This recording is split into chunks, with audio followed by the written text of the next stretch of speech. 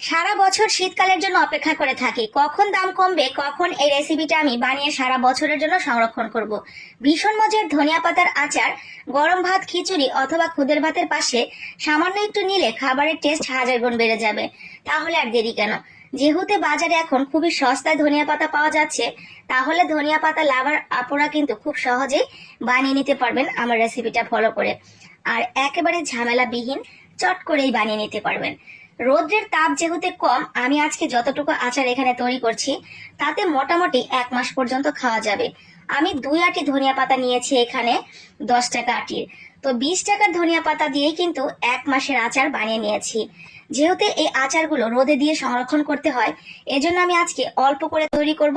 যখন অনেক বেশি রোদ উঠবে ঠিক তখন বানিয়ে নিব আর একটু বেশি করে। তো আমি আজকে 2 আটি দিয়েই বানাবো। ভালো করে বেছে এইভাবে বড় বড় টুকরো করে কেটে নিয়েছি। এখন দিয়ে দিলাম পানিতে। পানিগুলো বদলে বদলে আমি 4 থেকে 5 বার খুব ভালো করে ধুয়ে নিব, যাতে একটু ময়লা না থাকে, মাটিও কাটি না থাকে। ভালো করে পরিষ্কার হয়ে গেলে এই শাকগুলোকে, ধনিয়া পাতার পাতাগুলোকে একদম পানিটা ছড়িয়ে নিতে হবে। হাত দিয়ে চিপে বড় একটা সুতি কাপড়ে পানি দিয়ে ভিজিয়ে রেখে কিছুক্ষণের জন্য ভিজিয়ে রাখতে পারেন, অথবা একেবারে সাথে সাথেও চটকে নিতে পারেন, কোনো সমস্যা নেই। ভালো করে হাত দিয়ে চটকে তেঁতুলের কাতটা বের করে নিতে হবে। তেঁতুলের কাতটা বেরিয়ে গেলে তেঁতুলটা আমি ভালো করে এইভাবে বীজ টিজগুলো ফেলে দিব। শুধুমাত্র তেঁতুলের কাতটাই লাগবে আমার। তো এখন এর সাথে আমি অ্যাড করে দিচ্ছি সামান্য কিছু মশলা, মানে মরিচের গুঁড়া, ধনিয়ার গুঁড়া, সামান্য একটু হলুদের গুঁড়া আর স্বাদ মতো লবণ দিয়ে আমি এই মিশ্রণটাকে এক সাইডে রেখে দিচ্ছি। চলেন এখন বাকি কাজটা করি। বাকি কাজের জন্য প্যানের মধ্যে দিয়ে দিলাম সেই ধনিয়া পাতাগুলো। অনেকটাই শুকিয়ে গেছে, তবু একটু একটু গায়ে যতটুকু পানি আছে সেই পানিটা আমাকে শুকিয়ে নিতে হবে। একেবারে এক্সট্রা পানি যেন এই ধনিয়া পাতার গায়ে না থাকে, তার জন্য একেবারে শুকনো একটা কড়াইতে দিয়ে দিবেন। এইভাবে কোনো তেল টেল দেওয়ার প্রয়োজন নেই, শুকনো কড়াইতেই এভাবে কিছুক্ষণ নাড়াচাড়া করে নেবেন। পানিটা একদম যখন শুকিয়ে যাবে, নিচে একটু পানি না থাকবে, ঠিক তখন এগুলোকে উঠিয়ে দিয়ে দিবেন একটা ব্লেন্ডারে। কিছুটা সময় ঠান্ডা করে এগুলোকে ব্লেন্ড করে নিয়েছি আমি, ঠিক এরকম করে, একেবারে মিহি করে ফেলিনি, একটু ছাবা ছাবা আছে, ঠিক এরকম। এখন আমি আচারটা তৈরি করব। আচারটা তৈরি করার জন্য আমি 2 আটির জন্য এখানে 1 কাপ সরিষার তেল দিয়েছি। তেলের ভেতরে বেশ কিছুটা মরিচ দিয়েছি, শুকনা মরিচ, তার সাথে 5 ফোড়ন, তার সাথে দিয়েছি আমার হাতের 1 মুঠো আপনার রসুন, হালকা মাঝখান থেকে একটু ফেলে দিয়ে দিয়েছি।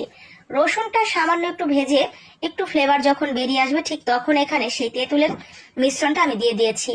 তেঁতুলের মিশ্রণটা দিয়ে অনবরতই নাড়তে হবে, নাড়া বন্ধ করা যাবে না।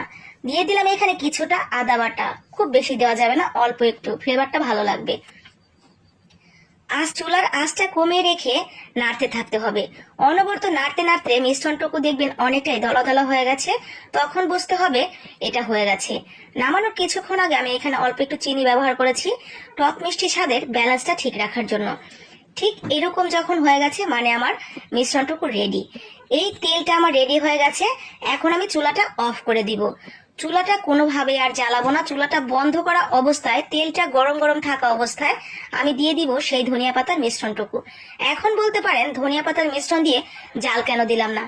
জাল দিলে ধনিয়া পাতার যে একটা ঘ্রাণ সেটা নষ্ট হয়ে যাবে এবং কালারটা একদম কালো হয়ে যাবে। যার কারণে ধনিয়া পাতাটা দিয়ে একটু জাল দিবেন না।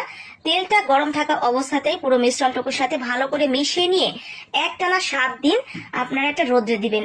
রোদ্রে দিতে দিতে ধনিয়া পাতার কালারটা আর একটু গাঢ় হবে, কিন্তু ঘ্রাণটা একদম সতেজ থাকবে।